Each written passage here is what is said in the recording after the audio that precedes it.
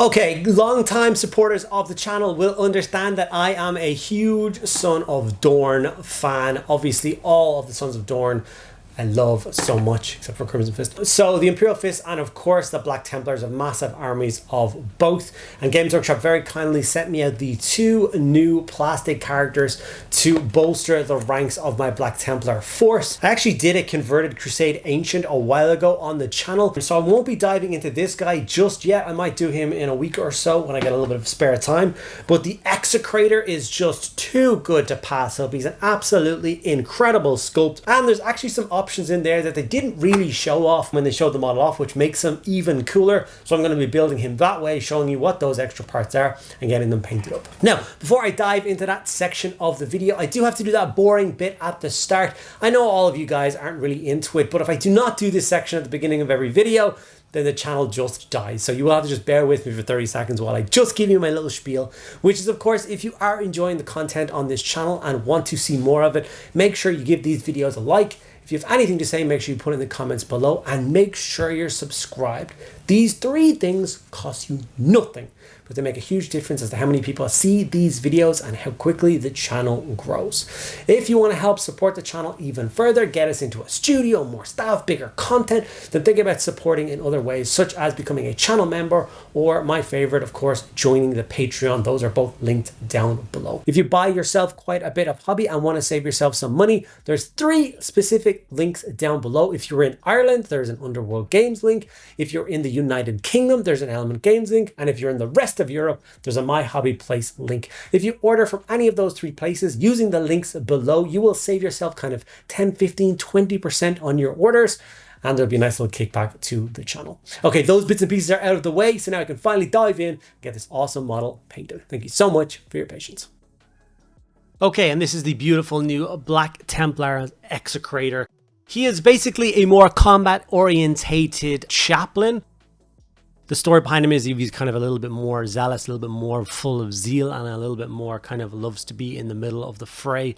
Kind of very cornate, if you would, loves the kind of the carnage of combat. Then he may be upgraded to the rank of Execrator, and he'll obviously lead units into battle such as Sword Brethren and stuff, and be in the thick of it for all the fighting. Now, all of the promotional pictures of this guy so far have shown him with his Crozius and his Avenger Bolt pistol, but he can take a master crafted power sword as well, therefore be dual wielding combat weapons like an absolute beast. And as soon as I saw this as an option, there was no way that I wasn't going to build him this way. He looks so cool.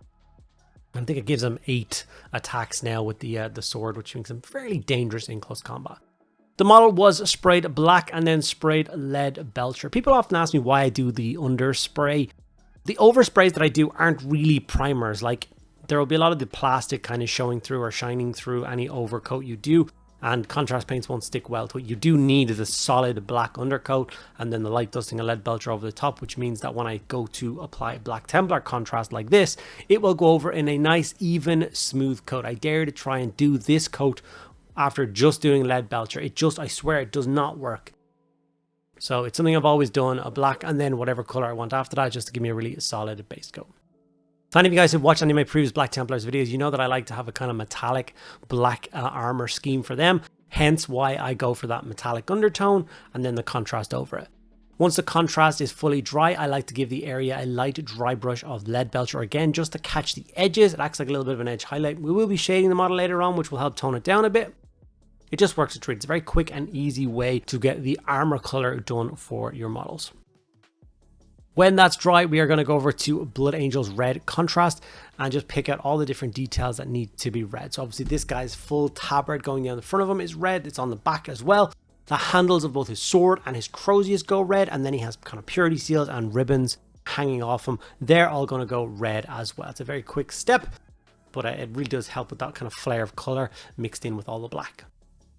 After that, we're going to block in some of the other colors. So the first one I'm going to go for is Retributor Armor Gold and pick out all the nice trim and kind of shiny details that exist on this model. So obviously he is quite a high ranking officer inside of the Black Templars army, so he will have quite a nice bit of gold trim. So this like little, I don't know what it is, a little shrine built into his knee pad is going to have a gold trim around it. Obviously the head of his Crozius, the hilt and pommel of his sword, the big beautiful Black Templar cross up his back.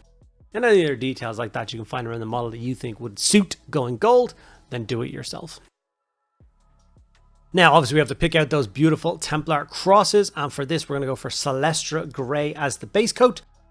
They're kind of supposed to be white, but if you try and paint just pure white, you're going to have a very bad time. So Celestra Grey works as a perfect base coat for this. So we're going to take our time and be as careful as possible and as neat as possible and get the Templar crosses that are on both shoulder pads blocked in with this color. We're going to now grab some Mornfang Brown, and obviously he's got lots of belts and straps wrapped around his waist, and then obviously the holster for his pistol, which is hanging off his back, is going to get done in this Mornfang Brown color as well. Really nice rich brown tone. Works really well against the red that we have already on the model.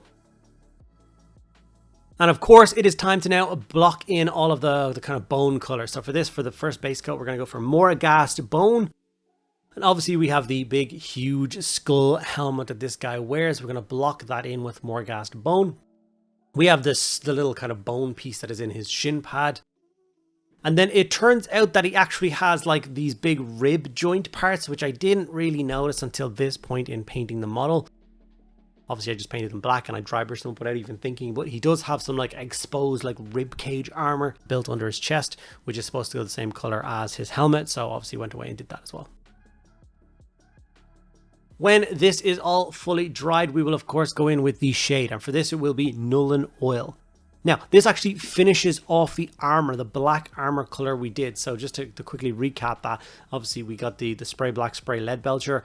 We did a Black Templar contrast, little bit of a dry brush of lead belcher, very lightly. And then of course, you apply the shade, which is the Nuln Oil shade, across the armor, which will dull down those dry brushes and just helps give you this big, beautiful black and metallic armor. It works, it's like so nice to have, like, you know, the main portion of your army be very, very easy to paint, and which is the armor, and then everything else just doesn't take that much time. So I managed to get quite a large Black Templar army painted in this scheme fairly fast.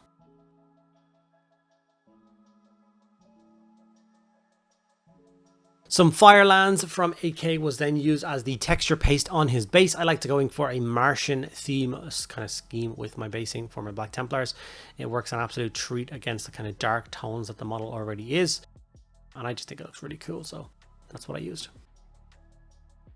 When all of those sections were fully dried, which then means we can go on and start the layering process for this model. So we're going to spend a little bit of extra time with the red. So we're going to start with Mephiston Red as the first. And we're basically going to go through 3 layers of highlighting with this. It's quite a lot of material across the model with the like the big tabard. I've done his tilt shield in red as well. The ribbons going across his back, and that, like I've said, the handles of his weapons being red. So if you put a little bit of time and attention into this, I think it's going to make a huge difference. And it's usually what I do with each model I paint. There's certain things like I don't think the armor is going to stand out that much on a model like this. Black armor is quite kind of dark, obviously. So things like the red or the bone or the gold, things that when someone looks down on the table and sees the army or sees the model, they're going to stand out the most. It means everything I'm going to put the most amount of attention into. So like I said, Mephiston Red went as the first layer. And we're basically going to continue this process like 2 more times. We're going to go for Evil Sun Scarlet and then Wild Rider Red. And as we go, the highlights just get a little bit smaller, a little bit tighter, and a little bit sharper, which so that all the different layers will shine through. So then we do get up to the final stage, which, like I said, is that Wild Rider Red. We are going to be going very, very kind of minimalist, if you will. We're going to go very lightly on the edges. You can see even the way I'm moving my brush, I'm lifting the brush up off the model and just basically dabbing it as I go along, which will give that kind of scratchy, kind of textured feel to the material. You don't want to like take away from the previous reds, and obviously this red is kind of orangey, so it just does work as that kind of final highlight. But like I said, I'm really happy that I put this much effort into the red because I think it stands out and it looks fantastic. Now, funnily enough, we are going to go back to Celestra Grey for the first of 2 highlights on his shoulder guards, so those beautiful Templar crosses. So, you know, we use this as a base coat. It's something that I like doing quite a lot is, you know, picking a color as a base coat and then shading it down, and then the first layer is going back to the base coat. But we're just going to leave all that kind of like dark Nuln Oil and all the recesses and obviously the eyes of the skulls and all that kind of stuff. And then after that, we're going to jump up to Pallid Witchflesh for the actual final highlight, which will be, obviously, like I said, a little bit less, a little bit more toward the outside edges, and leaving the inside core a little bit darker. This will make those crosses pop quite a lot on the model, look really nice and clean, and it just really works. And we've managed to paint them to look really nice and white without using any white paint whatsoever. Of course, we're now going to use the same method, Mornfang Brown, which is the base coat we use, but obviously we've shaded it down. Just add a very quick highlight to the belt and the pistol holster on his back. Now here's one of my favorite steps, which is highlighting all the metallics. And what I do is I actually go to Lead Belcher and I highlight all the metallics for the entire miniature in this color. That helps both the gold and the silver. I have found over time that if you just do slight scratchy highlights on gold with a silver paint, it looks really good. Works well for kind of like warlike equipment. It's incredibly quick, and I just love it. I think it looks absolutely fantastic, as opposed to going for another kind of brighter gold and making it look like a statue or something like that. Like it's a piece of equipment. It's supposed to be a little bit more tarnished and a little bit more worn looking. So yeah. Now, for the bone sections of this miniature, like I talked about before, we're going to go back to more gassed bone. Like I said, that's the first layer that I tend to use, is the previous one. And here's those rib sections of armor I talked about missing the first time around. And as you can see with this, I'm going to go for that light scratchy highlight from the beginning with more gassed bone. Being very careful not to put any of that bright paint in any of those nice recesses. And then obviously when we're layering up the skulled helmet, it's just like painting a face. You're just going to aim for things like, you know, the tops of the eyebrows, around the kind of nose cavity, those teeth, and then be very careful and do, like I said, a nice kind of scratchy layer across the top with the paint. You don't want a real solid coat. If you have a real solid coat, it's just going to look like a toy as opposed to actual old worn bone, which the Templar helmets or the Crusader helmets are supposed to look like. From here, we are going to jump up to use Shapty bone for that second highlight. And like I said, it's just going to be the same thing. It's the same step we did previously, just a lot lighter. You can see how quickly I'm moving. Moving on to the next stage, just a few dabs will help make that bone color pop. And you can see the kind of drastic difference adding all those colors have made to the kind of base coated version of this miniature. Now, it's actually starting to come together, look really nicely. And it's starting to look like that warlike miniature that I cannot wait to charge into battle alongside some of his sword brethren comrades. Okay, now for eyes, I do the same thing I've always done. I just black out the eye lenses, and then I do warpstone glow in the middle, and then I do moot green in the middle of that. A dot of white in the back corners, and then I add some ard coat over the top to give it a little bit of a shine.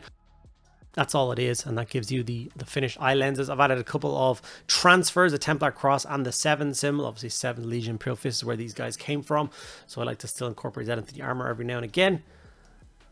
And that will give us our finished Black Templar Excruciator. He's a very, very cool model. I'm very pleased to have this guy painted up and ready in my collection. As you guys know, we have the Ancient as well to do, so if you want to see a video on that, please do let me know. The last step, as is always and is tradition with my models, is to keep them safe. I add my Warmag magnet to the bottom, and I have a nice case full of some characters and stuff like that that I like to keep safe for other projects that I haven't painted. Plop them in there. He's magnetized to that beautiful base, safe and sound, lid back on, no dust getting him, no dirt. If you want to check out Warmag and stuff like that, we'll leave that all linked down below as well. Thank you guys so much for sticking around to the end of this video. Hopefully you like the final result of this Black Templar miniature and you're going to paint one up yourself very soon. Thank you guys so much. I'll see you in the next one.